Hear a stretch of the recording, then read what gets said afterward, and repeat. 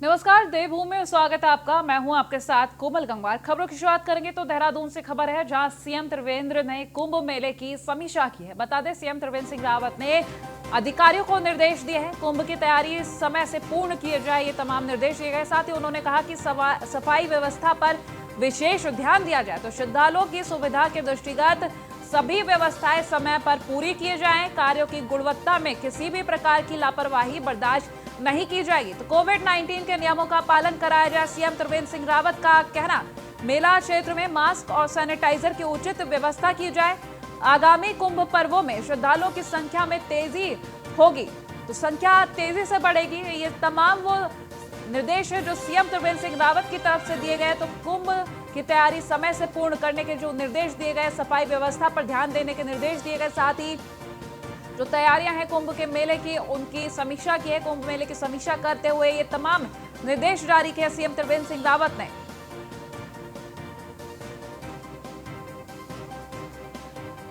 Resident editor Faheem तनाफ online पर जुड़ चुके हैं, उनसे पूरी जानकारी लेंगे। फहीम, आज सीएम त्रिवेंद्र सिंह रावत ने समीक्षा की है कुंभ मेले की, तमाम वो निर्देश दिए हैं, और क्या कुछ खास रहा इस दौरान? फहीम देखिए जी।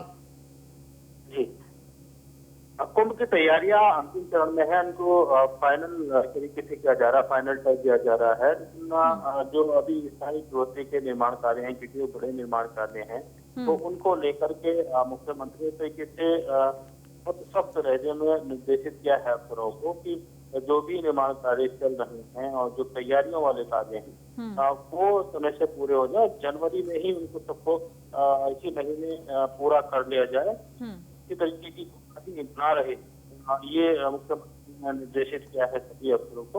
और स्वच्छता अभियान को लेकर के जो स्वयंसेवी संस्थाएं हैं, सामाजिक संस्थाएं हैं, उनको ज्यादा से ज्यादा जोड़ने के लिए कहा गया है, क्योंकि ये वॉलंटरी बेसिस पे होता है। इतना बड़ा आयोजन होता है तो इसमें समाज की सहभागिता बहुत ज्यादा होती है और अहम होती है। लिहाजा इसको बहुत सही तरीके से जोड़ने को लेकर के मुख्यमंत्री ने निर्देशित किया है। और दूसरा एक अहम पहलू है इसमें, जो कोरोना से बचने के बचाव के जो मानक है, उन जो उपाय है, उनको ठीक से पालन कराया जाना है। उनके लिए एक जन जागरूकता अभियान लगातार चलाए जा रहे हैं, उसको अभी गंभीरता से लेने की बात कही गई है।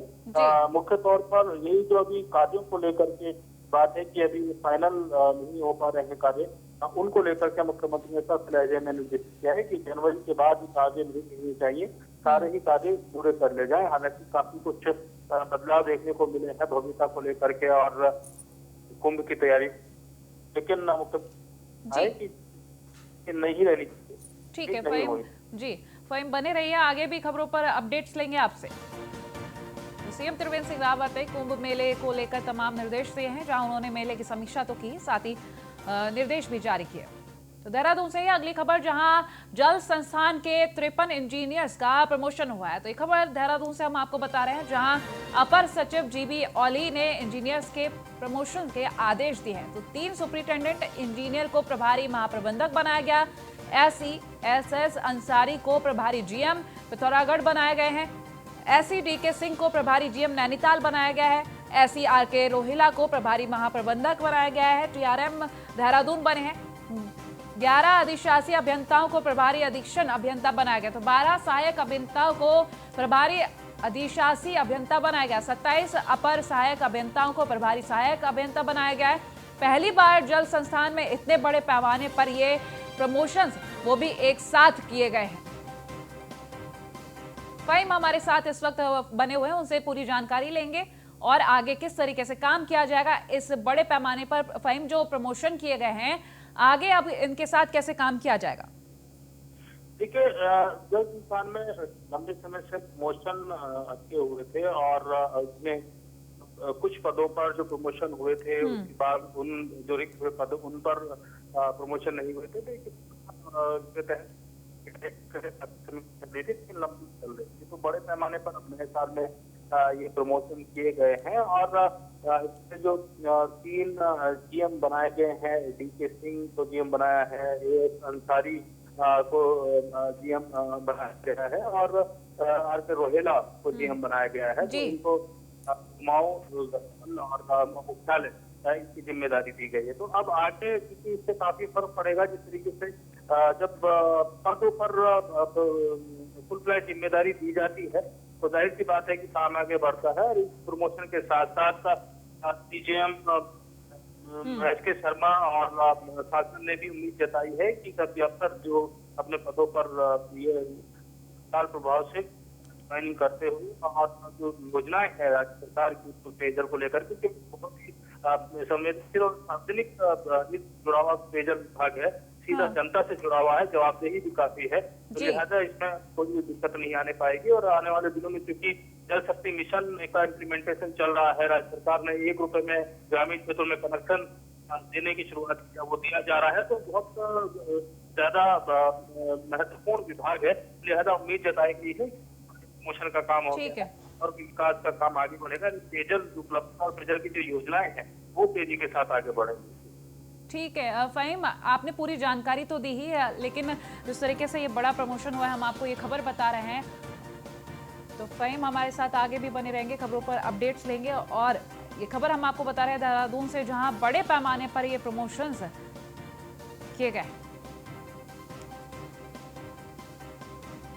11 अधिशासी अभियंता को प्रभारी अधीक्षण अभियंता बनाया गया है, 12 सहायक अभियंताओं को प्रभारी अधिशासी अभियंता बनाया गया, 27 अपर सहायक अभियंताओं को प्रभारी सहायक अभियंता बनाया गया है। वहीं पहली बार जल संस्थान में इतने बड़े पैमाने पर ये प्रमोशन हुए हैं। तो लंबे वक्त से बता दें प्रमोशन को लेकर ये जो बातें चल रही थी, और आज बड़ा प्रमोशन।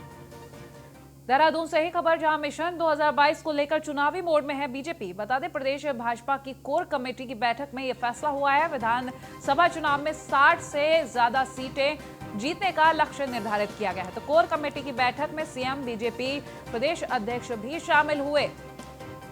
केंद्रीय मंत्री रमेश पोखरियाल निशंक, पूर्व सीएम विजय बहुगुणा भी मौजूद रहे। मंत्री मदन कौशिक समेत कई वरिष्ठ नेता बैठक में शामिल हुए। तो बैठक में मार्च महीने तक के लिए कार्यक्रम भी निर्धारित किए गए हैं।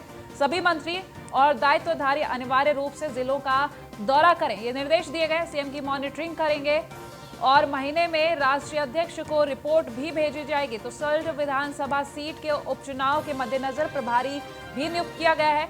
बैठक में कई समितियों का गठन करने का भी फैसला लिया गया है। तो कोर कमेटी की बैठक में आगामी विधानसभा चुनाव समेत कई विषयों पर चर्चा की गई।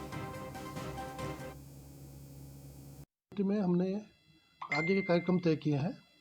उसमें 27 जनवरी को एक बड़ी श्रद्धांजलि सभा हम लोग सल्ट विधानसभा में अपने स्वर्गीय विधायक सुरेंद्र सिंह जीना जी की याद में करने जा रहे हैं। और उसके पश्चात हमारा 19, 20, 21 फरवरी मार्चुला में एक चिंतन शिविर होगा। रोड मैप जो पूरे वर्ष भर का रहेगा उस पर चिंतन होगा, क्या क्या कार्यक्रम हमें पूरे वर्ष भर में करने हैं, उस पर विस्तृत चर्चा होने के बाद एक रोड मैप तैयार हम वहाँ करेंगे। और उसके पश्चात 14-15 मार्च को प्रदेश कार्य समिति, हमारी पहली प्रदेश कार्य समिति फिजिकल होगी। इस प्रकार से कुल मिलाकर के ये कार्यक्रम हमने तय किए हैं। और सल्ट विधानसभा को लेकर के एक मंत्री यशपाल आर्य जी, अपने जो मंत्री हैं, वरिष्ठ मंत्री हैं वो, और संगठन की ओर से सुरेश भट्ट जी को विशेष जिम्मेदारी वहाँ की दी है कि वो आगामी उपचुनाव की तैयारी वहाँ जाकर के करें। उसके साथ ही साथ रोड मैप जो हमने तैयार करना है उसके लिए 5 लोगों की समिति हमने बनाई है। उस समिति में आदरणीय नरेश बंसल जी, जो हमारे वरिष्ठ नेता हैं, सांसद हैं, वो उसके अध्यक्ष रहेंगे। और उसके साथ अजय जी, महामंत्री संगठन, मैं स्वयं, और सुरेश भट्ट जी और धन सिंह रावत जी, हम लोग जो रोड मैप तैयार होगा हमारा, उसका प्रारंभिक कार्य इस समिति को करना है। और चिंतन शिविर में उसको विस्तृत रूप से चर्चा करने के बाद हम उसको तैयार करें। रेजिडेंट एडिटर फ़हीम तना हमारे साथ बने हुए हैं, उनसे जानकारी लेंगे। फ़हीम, विधानसभा चुनाव को लेकर ये बैठक की गई, चर्चा की गई इस बैठक में, और तमाम तरीके के निर्देश भी सामने आए, और क्या कुछ खास रहा है? देखिए, अब क्योंकि मिशन 2022 के लिए बीजेपी जुट रही है और चुनाव से पहले का वर्ष होता है वो चुनावी वर्ष माना जाता है सरकार के लिहाज से, कामकाज के लिहाज से भी, और राजनीतिक दल जुटते हैं और सत्ताधारी दल के ऊपर ज्यादा दबाव होता है। जाहिर सी बात है कि वो स्वाभाविक तौर पर बीजेपी चुनाव के मध्य दम बढ़ा रही। ये इसमें है कि बैठकों में से 3-3 महीने के कार्यक्रम बना करके आगे बढ़ा जाएगा। तो कोर कमेटी में 3 महीने के कार्यक्रम से मंथन हुआ, जैसे अभी महामंत्री बता रहे थे कोर कमेटी के फैसलों को लेकर के। और क्योंकि अभी कल विधानसभा सीट के कोरोना से पीड़ित होकर दिवंगत हुए हैं विधायक सुरेंद्र सिंह जीना, बीजेपी की सीट रही है वो लंबे समय से, लिहाजा वहां पर उपचुनाव की संभावना है। और उसके मद्देनजर भी फाइम 60 सीटों का जो लक्ष्य रखा गया है, जो बैठक में चर्चा की गई, 60 सीटों का लक्ष्य तय किया गया है, किस तरीके की जो तैयारियां हैं वो चल रही हैं? देखिए, अभी विधानसभा की जो कुल सीटें हैं वो 70 हैं उत्तराखंड में, और 70 सीटों में से 57 सीटें सीधे तौर पर प्रचंड बहुमत ऐतिहासिक रूप से 2017 में बीजेपी को मिला था। और बीजेपी का लक्ष्य है कि 57 की बजाय अब इससे आगे बढ़ा जाएगा और 60 से ऊपर लाने की तैयारी होगी। तो एक बड़ा लक्ष्य है और इस लक्ष्य को लेकर के चल रही है और इस पर मंथन किया गया है। इसी वजह से सभी विधानसभा क्षेत्रों में, सभी जिलों में जो प्रभारी हैं, उन प्रभारियों के दौरों को और ताकत के साथ और प्रभावशीलता के साथ बढ़ाने पर कोर कमेटी ने फैसला लिया है। और इसकी मासिक रूप से मॉनिटरिंग होगी। मॉनिटरिंग के बाद रिपोर्ट तैयार होगी, वो केंद्र को भेजी जाएगी, केंद्रीय अध्यक्ष, राष्ट्रीय अध्यक्ष को भेजी जाएगी और मुख्यमंत्री भी उसकी। तो ये तैयारी प्लानिंग करके, रोड मैप करके आगे बढ़ने की तैयारी की जा रही है। और बीजेपी की तरफ से तो ये तैयारी की जा रही है, लेकिन अगर हम विपक्षी की बात करें और तमाम अन्य राजनीतिक दलों की बात करें तो उनकी भी तरफ से काफी तैयारी की जा रही है। तो अगर हम बात करें दोनों को कंपेयर करने के लिए, तो किस तरीके से कंपेयर कर सकते हैं? देखिए, अगर तुलना के तौर पर आप सवाल कर रही हैं तो तुलना के तौर पर दो बातें हम अलग तरीके से कह सकते हैं। एक तो ये के तौर पर कांग्रेस और कांग्रेस की जो तैयारी है, दावी कांग्रेस के भी हैं। अलग अलग जगहों पर हम देखते हैं क्योंकि विपक्ष के पास सबसे ज्यादा जो मुद्दा होता है तैयारी करने का, सबसे बड़ा वो होता है के आलोचनात्मक रूप से आंदोलन करना। कांग्रेस वो कर रही संगठन के तौर पर कांग्रेस का। ठीक है, चलिए, बहुत शुक्रिया फहीम तमाम जानकारियों के लिए, हमारे साथ जुड़ने के लिए। तो बीजेपी विधानसभा चुनाव को लेकर अपनी तैयारियां पूरी कर चुकी है और आगे भी चुनावी मोड में आगे चल रही है। खबरों में आगे बढ़ेंगे तो सीएम त्रिवेंद्र सिंह रावत ने डोईवाला को बड़ी सौगात दी है। पुल समेत कई योजनाओं का शुभारंभ किया है। वहीं सीएम शेरगढ़ लाल तप्पड़ जाखन पुल का लोकार्पण किया गया। तो स्थानीय लोगों ने सीएम त्रिवेंद्र सिंह का धन्यवाद किया। वहीं कार्यक्रम में जाने से पहले सीएम ने गुरुद्वारे में माथा भी टेका है। तो कार्यक्रम में सांस्कृतिक कार्यक्रम भी प्रस्तुत किए गए। डोईवाला को बड़ी सौगात दी गई है सीएम त्रिवेंद्र सिंह रावत की तरफ से। तो कार्यक्रम में जाने से पहले सीएम ने गुरुद्वारे में माथा टेका। कार्यक्रम में सांस्कृतिक कार्यक्रम की प्रस्तुति भी की गई है। तो सीएम शेरगढ़ लाल तप्पड़ जाखन पुल का इन्होंने लोकार्पण किया है। तो पुल समेत तो कई योजनाओं का शुभारंभ किया। बड़ी सौगात डोईवाला को दी गई। स्थानीय लोगों ने सीएम त्रिवेंद्र का यहां पर धन्यवाद भी किया। साथ ही साथ तमाम तरीके की जो योजना है उसके साथ सीएम शेरगढ़ लाल तप्पड़ जाखन पुल का लोकार्पण किया गया।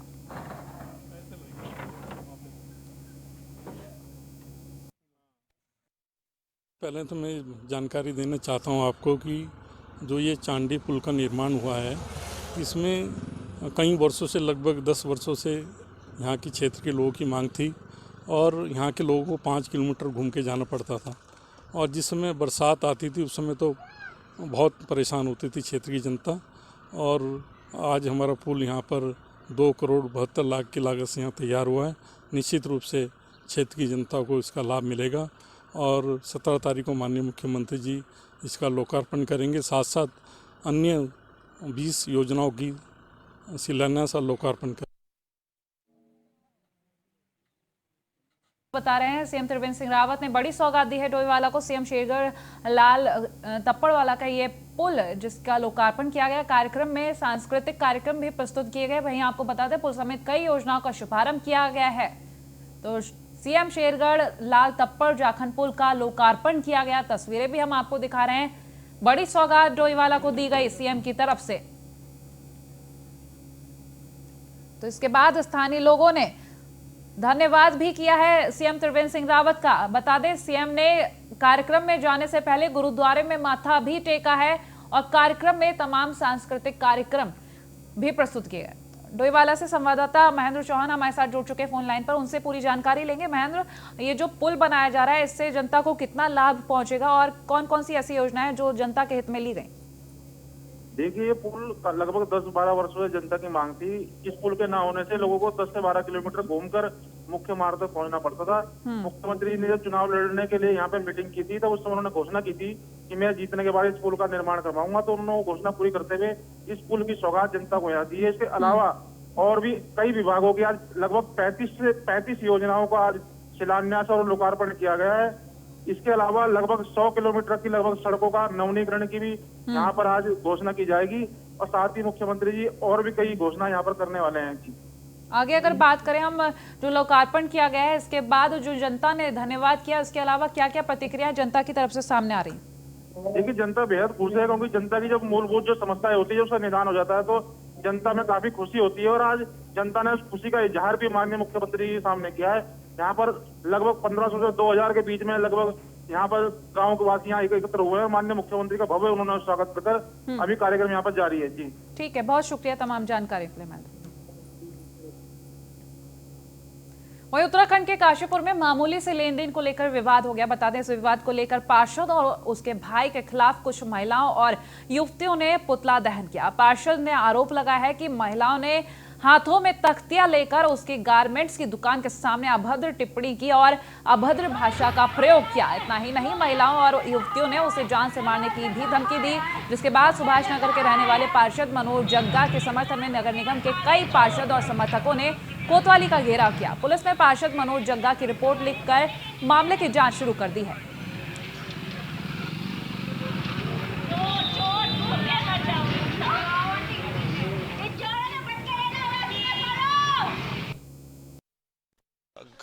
घटना कुछ दिन पहले की है, मामला पहले का है। मेरा जो छोटा भाई है पंकज, उसके साले साहब हैं अश्वनी जी, उनसे इन्होंने किसी डंपर को लेके सौदा करा होगा जिसमें ये पेमेंट नहीं दे रहे थे और उसके अलावा इधर उधर से धमकियां दिला के या यहाँ कभी कोतवाली में या चौकी में जाके तहरीर देने की कर रहे थे, जिसकी नॉलेज यहाँ एसएसए साहब को भी है और हमारी चौकी के एसआई साहब को भी है। जिसमें इन्होंने जानकारी ली तो इन्हें पता चला कि उन लोगों ने, जो मीना जुनेजा हैं या उनके परिवार के लोग हैं, उन्होंने झूठा मुकदमा हमारे खिलाफ, यहाँ मेरे खिलाफ नहीं, मेरे जो पंकज है छोटा भाई, उसके साले के खिलाफ मुकदमा लिखाने की करी। लेकिन जब जाँच में पता चला कि ये लोग झूठे थे। तो कल की बात है, कल इन्होंने मुझे कहीं पंचायत के लिए बुलाया बैठने के लिए। वहाँ जब मैं पहुँचा तो वहाँ इन्होंने मेरी खूब बेइज्जती करी और मुझसे उल्टी सीधी जान से मारने की वहाँ भी धमकी दी। लेकिन वहाँ के लोगों द्वारा समझा के भेज दिया गया, बोले चलिए कोई बात नहीं है, आपका जो साले का मैटर है पैसे के लेन देन का वो निपटा लेंगे बैठ के। अब आज शाम की घटना है, मैं 6:45 बजे 6:30 पौने 7 बजे करीब दुकान पर बैठा हुआ था कि 5-6 महिलाएँ, जब वो मेरी हाथों में तख्तियाँ लेके मनोज जग्गा मुर्दाबाद चोर है मनोज जग्गा और पंकज जग्गा के लिए उल्टा सीधा, मेरे परिवार के लिए उल्टा सीधा बोलते हुए जब निकले, जब मैंने बाहर निकला, मैंने पहचान करी तो उसमें जो यहाँ की जगदम्बा बिहार की निवासी हैं वो मीना जुनेजा, उनकी पुत्र वधू मानसी जुनेजा, उनकी माता और 2-4 और महिलाएं और पीछे कुछ पुरुष भी थे शायद, जो ये सब उल्टा सीधा बोलते हुए मेरी बेइज्जती करते हुए वहाँ से निकले। फिर कुछ समय बाद ये मेरी दुकान पे वापसी आए। मेरी दुकान के सामने इन्होंने मेरे लिए उल्टा सीधा बोला, मुझसे गाली गलौज करी और मुझे जान से मारने की धमकी भी दी। राम मंदिर के लिए चल रहे निधि समर्पण अभियान के लिए ऋषिकेश से 4 साल की बच्ची ने अपना सहयोग दिया है। बच्ची के इस जज्बे को देखकर कोई सलाम कर रहा है तो कोई उसकी सराहना कर रहा है। बता दें कि बच्ची ने राम मंदिर निर्माण में अपना सहयोग देने के लिए कई महीनों से गुल्लक में जेब खर्च के लिए मिलने वाली राशि को एकत्रित किया है, जिसे निधि समर्पण अभियान से जुड़े सदस्यों को उसने सौंप दिया है। तो बच्ची के पिता ने बताया कि उनकी बेटी ने राम मंदिर के लिए जब राशि जोड़ना शुरू की तो उन्हें फक्र महसूस हुआ। समर्पण निधि अभियान से जुड़े सदस्यों ने भी राम मंदिर निर्माण के लिए बच्ची के भाव देखकर जमकर उसकी सराहना की। मैं माही गुप्ता और इस गुड़िया ने जो गुल्लक तोड़ी है उसमें लगभग मैं अंदाज लगा रहा हूँ कि 5000 से ऊपर की धनराशि है। और बात धनराशि की भी नहीं है, इसमें जो उस बच्चे का प्यार, उसकी भावना छुपी है ना, हम उसकी कदर करते हैं। हमें इस राम मंदिर में धन की कोई कमी नहीं है, करोड़ों रुपए मिलते हैं, लेकिन आज वो करोड़ों रुपए भी इस बच्चे के इस प्यार, उसकी भावना के आगे अनमोल है। ये बहुत अनमोल है बच्ची हमारी, जिसने इसने इतनी भावना रखी और हम इसकी बहुत बहुत कदर करते हैं। और ये चाहेंगे कि जैसे इस बच्ची ने इस राम मंदिर के लिए अपनी भावना प्रकट की, ऐसी सब हम जितने भी हिंदू समाज है, हम सब हिंदू समाज में सब जितने भी हम धर्म के लोग रहते हैं, हम सबको मिलकर ही ऐसे ही भावना करनी चाहिए ताकि भव्य राम मंदिर बने और हम सब घर से जय श्री राम का नारा गूंजे और घर घर में भगवान श्री राम की जो है वो पूजा होती है वो हमारी साकार हो। मेरी बेटी 4 वर्ष की है, इसका नाम माहेश्वरी गुप्ता है। राम मंदिर निर्माण के लिए संपूर्ण भारतवर्ष में जो धन संग्रह का अभियान चलाया जा रहा है, उसी क्रम में बिटिया ने एक लंबे समय से जो अपनी गुल्लक में पैसे जोड़ के रखे हुए थे, वो आज जो कार्यकर्ता यहाँ पे धन संग्रह करने पहुँचे हैं, इनके सुपुर्द वो संपूर्ण धनराशि आज बिटिया ने राम मंदिर निर्माण के लिए प्रस्तुत करी है। बेटा कब से पैसे जोड़ रहे हो और किस चीज़ के लिए पैसे जोड़ रहे हो आप? बहुत टाइम से। किस चीज़ के लिए पैसे जोड़ रहे हो? राम मंदिर के लिए। कितने पैसे जोड़े अब तक आपने इसमें? बहुत सारे। रुड़की में बदमाशों के हौसले बुलंद होते नजर आ रहे हैं। बाइक सवार बदमाशों ने बुजुर्ग को गोली मार दी। बता दें, बुजुर्ग को गोली मारकर मौके से फरार हो गए ये बदमाश।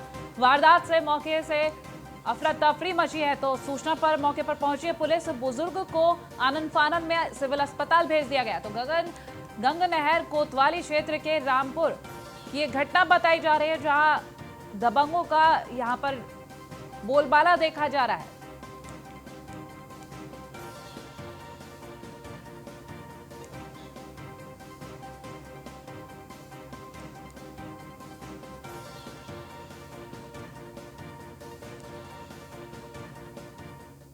वहीं पौड़ी में जिला अस्पताल समेत सामुदायिक स्वास्थ्य केंद्र पाबो और घड़ियाल को पीपीपी मोड पर सरकार की तरफ से दिया गया है। तो बता दें, इसके बाद आगामी 22 जनवरी से ये तीनों अस्पताल पब्लिक प्राइवेट पार्टनरशिप मोड पर संचालित होने जा रहे हैं। मगर इन तीनों अस्पताल में पिछले 10 दिन से 15 साल से संविदा कर्मचारी के रूप में अपनी सेवाएं दे रहे हैं। कर्मचारियों का भविष्य इन अस्पतालों के पीपीपी मोड पर दिए जाने के बाद अंधकार नजर आ रहा है। तो जिसके बाद इन कर्मचारियों ने जिला अस्पताल प्रशासन का घेराव किया। संविदा कर्मचारी योगेंद्र कुमार ने बताया कि वो पिछले कई सालों से जिला अस्पताल पौड़ी में अपनी सेवाएं दे रहे हैं, मगर अब पीपीपी मोड पर दिए जाने के बाद अस्पताल प्रशासन की तरफ से उन्हें 31 मार्च तक की सेवाएं देने के लिए कहा जा रहा है।